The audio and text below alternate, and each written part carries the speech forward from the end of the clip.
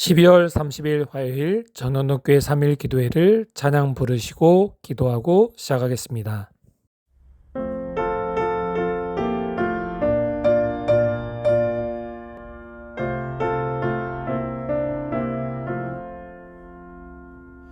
사랑의 목자 예수 죄인을 부르사 안전한 우리 안에 쉬라고 하시니 청년과 노유 모두 부름에 응하여 평안한 진리길로 곧 들어갈지라 사랑과 온유로 부르시며 길 잃은 죄인들 돌아오기 기다려서 계신 예수님은 거룩한 목자로다. 너 위해 목숨 바친 사랑의 참 목자 지금도 너를 불러 오라고 하시니 미루지 말고 즉시 부름에 응하여 평안한 안식처로 곧 들어갈지라 사랑과 온유로 부르시며 길 잃은 죄인들 돌아오기 기다려서 계신 예수님은 거룩한 목자로다.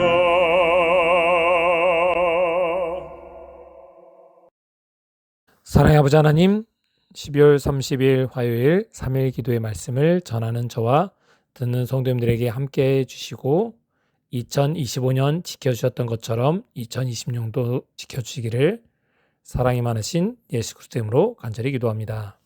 12월 30일 화요일 전원노교회 3일 기도회입니다. 오늘은 돌아온 탕자의 비유 세 번째 시간입니다. 누가복음 15장 31절부터 32절을 같이 읽겠습니다. 아버지가 이르되 예 너는 항상 나와 함께 있으니 내 것이 다 내 것이로되 이 내 동생은 죽었다가 살아났으며 내가 잃었다가 얻었기로 우리가 즐거워하고 기뻐하는 것이 마땅하다 하니라. 멀리서도 아들을 아버지는 알아보았습니다. 늘 아들을 기다렸기 때문입니다. 실물교는 이렇게 말합니다. 만일 그대가 회개하고 그분을 향해 한 걸음만 내딘다 해도 그분은 재빨리 무한하신 사랑의 팔로 그대를 안아 영접하실 것이다. 그분의 귀는 통회하는 자의 부르짖음을 듣기 위해 열려있다. 하나님은 사모하는 생각이 싹트는 그 순간에 그분은 그것을 아신다. 기도가 아무리 더듬거리고 눈물을 아무리 은밀하게 흘릴지라도 그분은 아시며 하나님을 사모하는 마음이 아무리 미약할지라도 하나님의 성령이 마중 나가지 아니하는 때는 없다라고 말합니다. 우리가 기도하기 전에 그분께서는 우리의 모든 요구를 알고 계십니다. 그렇지만 우리는 그분께 기도해야 합니다. 신물교는 또 이렇게 말합니다. 기도가 입술에서 떨어지기 전에 마음의 소원이 알려지기도 전에 그분께로부터 온 은혜가 인간의 마음에 역사하는 은혜를 만나기 위하여 나온다라고 말합니다. 하나님께서 죄로 더럽혀진 옷을 그대에게서 벗기실 것입니다. 스가랴서의 비유적 표는 이렇게 말합니다. 주께서 그 더러운 옷을 벗기라 하시고 또 여호수아에게 이르시되 내가 내 죄과를 제하여 버렸으니 내게 아름다운 옷을 입히리라 하시기로 정관을 그 머리에 씌우며 옷을 입힌다라고 스가랴 3장 4절과 5절은 말합니다. 아들의 옷을 벗기시고 새 옷으로 갈아입히시는 아버지의 모습을 우리는 볼 수 있습니다. 이사야 61장 10절은 구원의 옷을 입히겠다고 말씀하십니다. 의의 겉옷을 입혀주실 것입니다. 그래서 이렇게 말합니다. 너희가 양 우리에 누울 때에는 그 날개를 은으로 입히고 그 깃을 황금으로 입힌 비둘기와 같도다고 시편 68편 13절은 말합니다. 아가서 2장 4절은 주께서 그대를 인도하여 잔치하는 집에 들어가리니 그대 위에 세운 그 기는 사랑이 될 것이다 라고 말합니다. 스가랴서 3장 7절은 주께서는 내가 만일 내 도를 준행하면 또 내가 여기서는 주의 보좌를 호위하고 있는 거룩한 천사들 중에 왕래케 하리라고 말씀하셨습니다. 잃었다가 다시 찾은 아들에 대해서 아버지는 이렇게 말합니다. 누가복음 15장 24절입니다. 이 아들은 죽었다가 다시 살아났으며 내가 잃었다가 다시 얻었노라 하니 그들이 다 즐거워하더라고 말씀합니다. 아버지가 잃었다가 다시 찾은 아들입니다. 그래서 이 표현을 이사야 62장 5절은 신랑이 신부를 기뻐함 같이 내 하나님이 너를 기뻐하시리라 라고 말합니다. 스바냐 3장 17절은 하나님 여호와가 구원을 베푸실 전능자시라. 그가 너로 인하여 기쁨을 이기지 못하여 하시며 너를 잠잠히 사랑하시며 너로 인하여 즐거이 부르며 기뻐하시라고 말합니다. 잃었다가 다시 찾은 아들에 대한 기쁨을 이렇게 표현한 것입니다. 하늘과 땅은 이 내 아들은 죽었다가 다시 살아났으며 내가 잃었다가 다시 얻었노라 하는 아버지의 기쁨의 노래에 맞춰서 합창하게 될 것입니다. 그런데 이렇게 기뻐하는 아버지와 달리 큰아들은 질투합니다. 누가복음 15장 25절부터 28절은 이렇게 말합니다. 맏아들은 밭에 있다가 돌아와 집에 가까이 왔을 때 풍악과 춤추는 소리를 듣고 한 종을 불러 이 무슨 일인가 물은데 대답하되 당신의 동생이 돌아왔음에 당신의 아버지가 건강한 그를 다시 맞이하게 되므로 인하여 살찐 송아지를 잡았나이다 하니 그가 노하여 들어가고자 하지 아니하였다고 말합니다. 기뻐하시는 구주의 비유 가운데서 기쁨의 화음이 있는 가운데 갑자기 불력 화음이 들리는 것입니다. 탕자가 집에 왔을 때 맏아들은 밭에 있었습니다. 밭에 일하다가 집에 왔을 때 그는 풍류와 춤추는 소리를 듣고 한 종을 부릅니다. 무슨 일인가 물어봅니다. 당신의 동생이 돌아왔으니 아버지가 살찐 소를 잡았습니다라고 말합니다. 그랬더니 그는 노하여 들어가기를 즐겨 아니했다라고 말합니다. 신물교는 이렇게 표현합니다. 이 형은 잃어버린 동생에 대한 자기 부친의 염려를 나누지도 아니하고 그가 돌아오기를 기다리지도 않았다. 그러므로 그는 아버지처럼 잃었던 동생이 돌아온 것을 기뻐하지도 않았다. 기뻐하는 노랫소리는 그의 마음에 아무런 즐거움을 주지도 못했다. 그는 한 종에게 그 잔치의 까닭을 물었고 종의 대답은 그로 몹시 질투하게 만들었다라고 말합니다. 이미 떠나가버린 동생에 대해서 걱정하지도 않았습니다. 부친과 염려를 나누지도 않았습니다. 아버지는 늘 염려로 살았지만 동생이 재산을 절반이나 가져갔기 때문에 형은 돌아온 것도 기뻐하지 않았습니다. 도리어 질투한 것입니다. 잃었던 동생을 만나러 들어가지 않았습니다. 왜 그 동생을 후대하는지 자기를 모욕한다고 생각했습니다. 부친이 나왔을 때 그는 자신의 교만을 드러냈습니다. 자기 아버지 집에서 자기 생활은 보수 없이 일한 봉사의 쳇바퀴라고 말합니다. 동생과 자신의 처지를 비교하기 시작합니다. 성경은 이렇게 말합니다. 누가복음 15장 28절부터 30절입니다. 그가 노하여 들어가고자 하지 아니하거늘 아버지가 나와 권한대 아버지께 대답하여 이르되 내가 여러 해 아버지를 섬겨 명을 어기었거늘 내게는 염소 새끼라도 주어 나와 내 벗으로 즐기게 하신 일이 없더니 아버지의 삶을 창녀들과 함께 삼켜버린 이 아들이 돌아오매 이를 위하여 살찐 송아를 잡으셨나이다라고 따지기 시작합니다. 실무교는 이렇게 표현합니다. 그는 이때까지의 그의 봉사는 아들로서가 아닌 종으로서 봉사했던 것을 밝히 드러냈다. 자기 아버지 앞에서 일하는 것은 영구적인 기쁨으로 생각해야 할 그가 자기 근로생활에서 생기는 소득만을 생각하고 살아왔던 것이다. 그가 한 이 말은 단지 그의 근로에 대한 소득을 얻기 위하여 죄악적인 쾌락을 삼가왔다는 것을 나타낸다. 자신도 놀 수 있지만 자신의 받을 상급을 위해서 자신은 열심히 일했다라고 말합니다. 만일 이 동생이 아버지 재산을 또 나누게 된다면 자기는 절반을 받지 못하기 때문에 억울하다고 생각했습니다. 그래서 자기 동생을 후대하는 것을 시기한 것입니다. 이 동생을 받아들이면 돈을 가지고 떠났는데 또 남은 재산을 나누어 주는 게 아니야. 자기가 만일 아버지라면 동생을 받아들이지 않았을 거라고 분명히 말하는 것입니다. 동생을 자기 동생으로 인정하지 않았다는 것입니다. 누가복음 15장 30절은 형이 동생을 표현할 때 이 아들이라고 말합니다. 아버지의 아들이 아닌 이 아들인 것입니다. 그러나 부친은 이렇게 말합니다. 너는 항상 나와 함께 있으니 내 것이 다 내 것이로되라고 말합니다.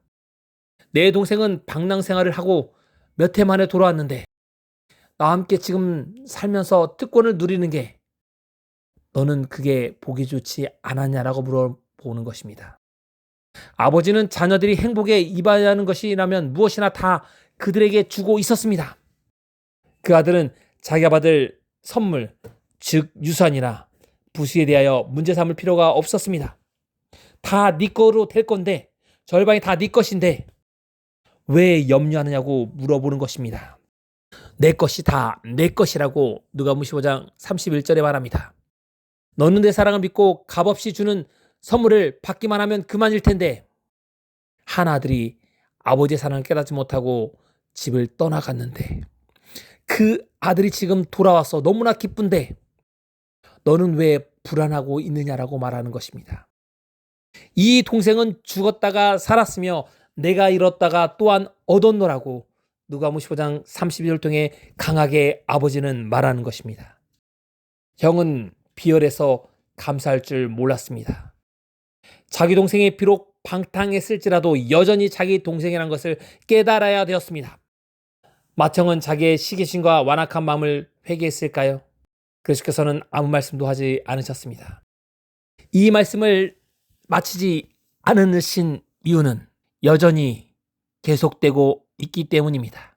우리에게 그 결과를 맡기고 계시는 것입니다. 지금 마태형이 하는 말은 바로 우리에게 하시는 말씀입니다.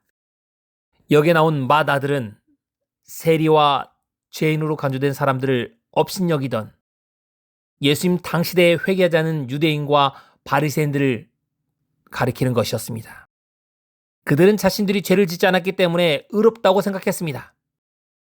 그래서 이 비방자들을 저희의 입장에서 논박하신 것입니다.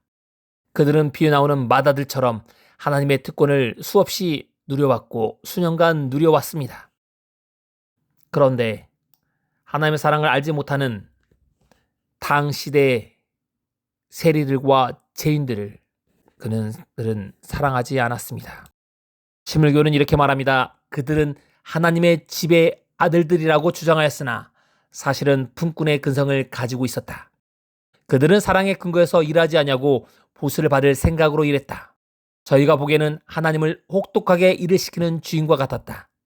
그들은 그리스도께서 세리와 죄인들에게 당신의 은혜의 선물 곧 납비들이 수고와 고행을 해서 얻으려던 선물을 아낌없이 받으라고 초청한 것을 보고 몹시 화가 났다라고 말합니다.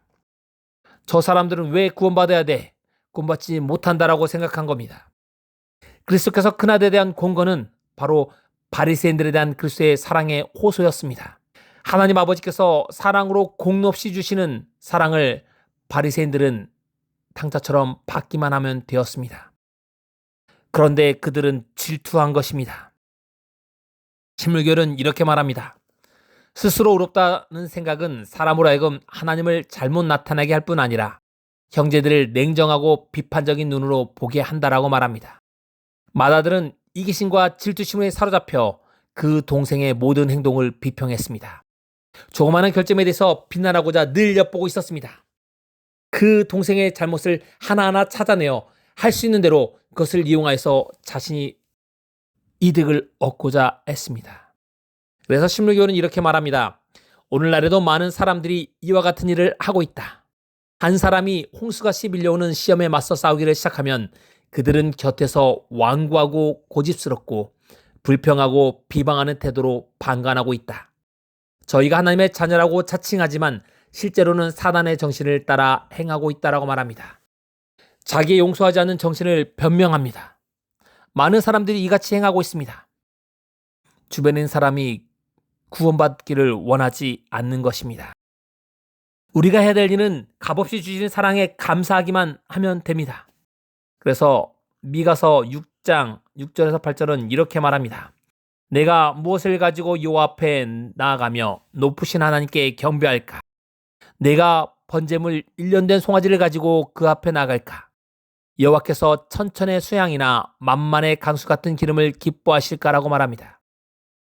잘못하면 우리는 사단의 정신을 나타낼 수 있습니다. 우리에게 주시는 사랑에만 감사하는 여러분과 제가 되기를 간절히 바랍니다. 그래서 이사야 58장 6절과 7절은 말합니다. 그러나 사람아, 주께서 선한 것이 무엇임을 내게 보이셨나니 여호와께서 내게 구하시는 것이 오직 공의를 행하며 인자를 사랑하며 겸손히 내 하나님과 함께 행하는 것이 아니냐고 하신다. 하나님께서 명하신 봉사는 이것이니 곧 흉악의 결박을 풀어주며 멍에의 줄을 끌려주며 압제당하는 자를 자유케 하며 모든 멍에를 꺾는 것이며 또 내 권력을 피하여 스스로 숨지 아니하는 것이라고 말씀하십니다. 우리 자신을 천부의 사랑으로만 구원을 얻을 수 있다는 것을 알아야 합니다. 그러면 죄 가운데 고생하는 주변의 사람들을 불쌍히 여기게 될 것입니다. 그래서 그 사람들이 불행을 당하는 자와 함께 참여하지 않는 것, 그것에 대해서 질투하거나 비난하지 않을 것입니다. 우리들 마음에 이기심의 얼음이 녹아내려야 됩니다. 하나님과 같은 동정심을 가지게 되어야 합니다. 잃어버린 자를 구원한 일에 하나님과 함께 기쁨을 나누는 사람들이 되어야 할 것입니다. 여러분과 제가 그런 사람이 되기를 간절히 바랍니다. 우리는 하나님의 자녀입니다. 우리는 죽었다가 살았으며 잃었다가 얻은 돌아온 탕자입니다. 우리는 가장 밀접한 끈으로 하나님께 매어져야 합니다. 우리가 하나님의 아들과의 관계를 부인하면 하나님의 자녀가 아닌 품꾼에 불과한 사람들이 되고 말 것입니다. 요한일서 4장 8절은 이렇게 말합니다.